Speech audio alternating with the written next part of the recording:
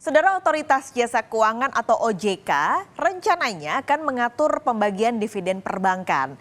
Nah, dalam aturan ini OJK tidak akan mengatur secara spesifik persentase besaran rasio pembayaran dividen. Namun akan ada kewajiban perbankan mengkomunikasikan kebijakan pembagian dividen kepada pemegang saham. OJK berharap aturan ini akan membuat pembagian dividen lebih transparan. Pengaturan dividen penting dibuat agar alokasi laba bank diprioritaskan dalam permodalan dan pengembangan perbankan. Kalau Anda sering atau berinvestasi di saham, pasti sudah tahu kalau sektor perbankan ini jadi salah satu sektor yang cukup royal ya untuk bagi-bagi dividen ke para investor. Nah, kami akan ambil contoh beberapa perbankan di buku 4 yang artinya adalah bank besar, saudara. Berapa sih dividen yang dibagikan oleh mereka? Kita lihat datanya, saudara. Dari 4 bank kami ambil contoh dari Bank BCA, BRI, Mandiri dan juga BNI. Dari keempat bank ini kami lihat dulu di BCA, saudara. BCA dari 2020 selalu meningkat dividennya sampai 2022 meskipun sebenarnya di 2020 masih pandemi, 2021 juga masih pandemi, tapi pembagian dividennya angkanya di 13 triliun lalu meningkat jadi 17,8 dan di 2022 25,2 triliun. Bergeser ke BRI, saudara. Di 2020 BRI memberikan laba atau dividen 12,1 triliun. Nah, Anda lihat di 2021 dividen yang dibagikan BRI ini meningkat berkali-kali lipat menjadi 26,4 triliun. Lalu terakhir di 2022 menjadi 43,5 triliun. Wah, pokoknya ini pemegang BRI happy banget nih waktu itu ya sampai dividen yang dibagikan mencapai 26,4 triliun saat pandemi. Bergeser ke Mandiri, dividennya 10,2 triliun di 2020, lalu naik menjadi 16,8 di 2021 dan terakhir 2022 kemarin Mandiri membagikan dividen senilai 24,7 triliun. Terakhir ada Bank Plat Merah, saudara. BNI ini memberikan dividen 820 miliar rupiah di 2020, lalu menjadi 2,7 triliun di 2021 dan terakhir ada peningkatan menjadi 7,3 triliun rupiah di 2022.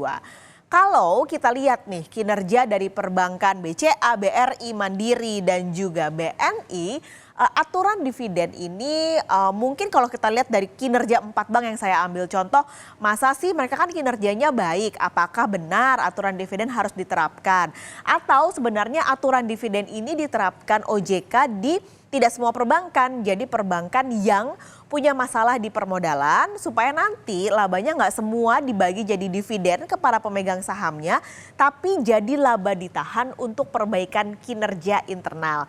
Jadi kalau ngelihat banknya sebenarnya kinerja baik, permodalannya kuat, apakah seharusnya memang dividen ini diatur oleh OJK atau diserahkan saja ke pihak bank dan juga pemegang saham? Nah, lalu bagaimana sebenarnya kalau nih nanti OJK benar-benar memberlakukan aturan dividen merata ke semua perbankan, bagaimana nasib saham perbankan kalau aturan ini diberlakukan? Pagi ini kita akan berbincang bersama Associate Director Pilarmas Investindo Sekuritas, Maximilianus Nikodemus. Pak Niko, halo, selamat pagi. Selamat pagi Pak Skalis, bagaimana kabar? Baik, ini mungkin nggak baik buat investor Nggak yang baik. suka mengoleksi saham bank ya Pak Niko. Tapi Siap.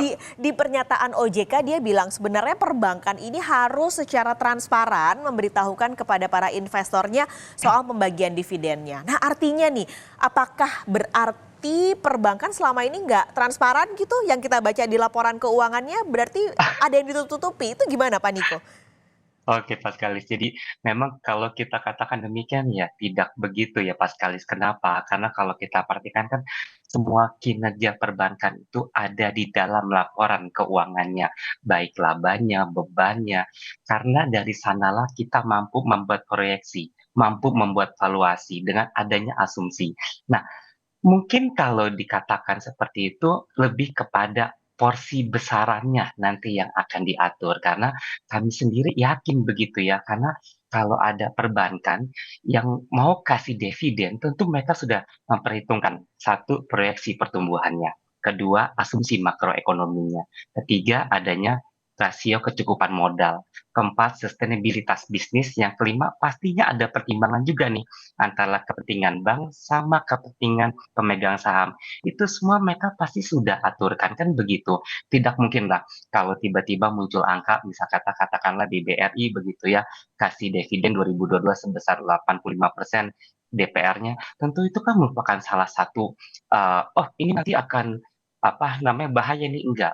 Mereka pasti sudah punya tolok ukurnya sendiri. Nah, tapi pertanyaannya adalah bagaimana sih sebetulnya angka 85% itu bisa muncul, kan begitu. Nah, Hmm. mungkin dari sisi itu yang nanti akan diatur sama pihak teman-teman di OJK nanti. Begitu Pak Kalis. Tapi nih kalau misalnya oke itu memang baik tentunya untuk perbankan Mhm, apalagi secara transparan memberitahukan sebenarnya labanya nih, atau pembagian dividennya muncul angka itu berapa gitu. Tapi untuk pemegang saham nih Pak Niko yang memang biasanya mengoleksi saham perbankan karena tujuannya untuk heeh, mengoleksi dividennya juga. Kira-kira akan ngerugiin nggak? mhm.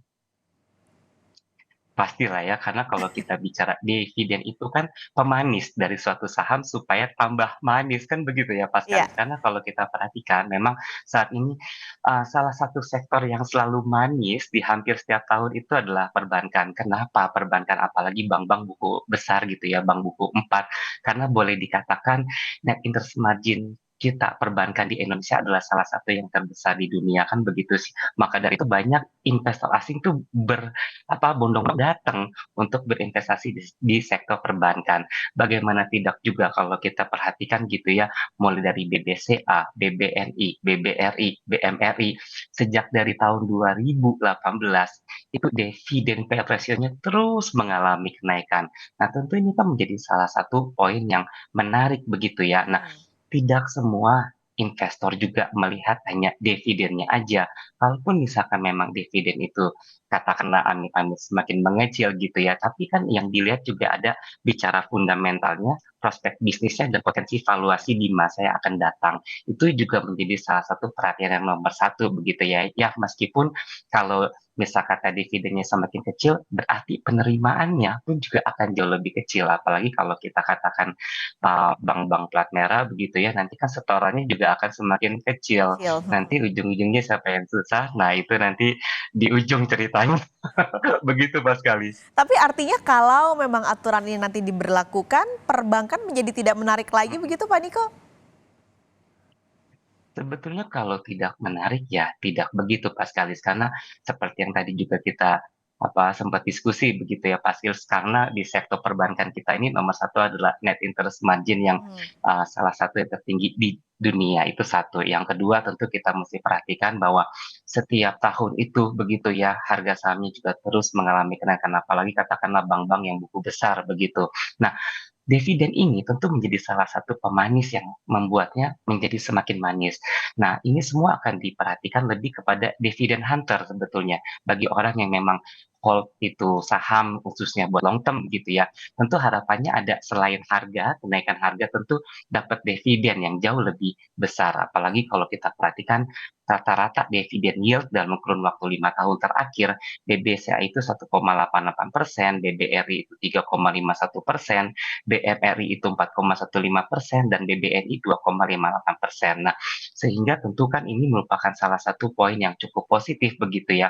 Nah, memang kalau kita bicara dividen yield, kita berharapnya tentu di atas 5% karena semakin tinggi dividen yield-nya berarti keuntungannya akan jauh lebih besar. Tapi kan kalau kita perhatikan nilainya juga cukup menggiurkan begitu ya. Nah, ini yang akan menjadi pertimbangan nantinya dari sisi investor untuk memilih saham perbankan. Tapi kami yakin bahwa dividen itu tetap merupakan pemanis gitu ya. Tetap fokus utamanya adalah fundamental dan potensi valuasi harga di masa yang akan datang Pas Kalis. Oke. Begitu kira-kira. Itu tetap yang harus dilihat oleh para investor bagaimana Betul, fundamental ya Pak, meskipun tetap betul. dilirik lah untuk dividennya. Berarti terakhir Pak Niko boleh singkat Mhm. mungkin. Jadi apa yang bisa kita lihat dari kebijakan yang mungkin belum ketuk palu ya, tapi apa yang bisa kita lihat dari positifnya apa, tapi negatifnya juga apa? Sejauh ini kalau negatifnya dulu ya, kalau kita perhatikan Paskalis tentu penerimaan pasti akan berkurang, itu satu. Yang kedua, yang tadinya, saham yang udah manis, semakin manis, sekarang mungkin manisnya berkurang, itu Ya. yang kedua. Yang ketiga tentu daya tarik investor terhadap saham tersebut juga pasti akan berkurang, khususnya bagi sisi dividen hunter. Nah, Tapi sisi positifnya sebetulnya apa sih? Tentu memang ini kan namanya sebuah kebijakan yang kita sendiri juga masih belum tahu nih ya, seperti apa sih kebijakan Mhm. yang akan dibuatnya nanti begitu. Tapi karena sisi kita positive thinking-nya gitu, bahwa kita melihat bahwa yang diatur kan sebetulnya untuk menjaga kinerja perbankan itu tetap terjaga, penguatan di sektor keuangan supaya jangan sampai nih nanti ketika kita menghadapi tekanan seperti yang kejadian di 2020, kita kalah dalam menghadapi ketidakpastian. Nah, sejauh ini kan kita boleh melihat begitu ya, sektor perbankan kita adalah salah satu yang memiliki fundamental terkuat begitu ya, dan bahkan kita mampu melewati dalam masa-masa yang sulit seperti yang kemarin begitu. Nah, ini semakin diperkuat lagi dengan adanya peraturan seperti ini. Nah, peraturannya seperti apa itu yang masih jadi rahasia. Nah, yang kedua tentu sisi positifnya, kita juga mesti melihat begitu ya, apakah nanti kalau misalkan tidak dibagikan dividen begitu, kira-kira laba ditahannya akan digunakan untuk Iya. apa?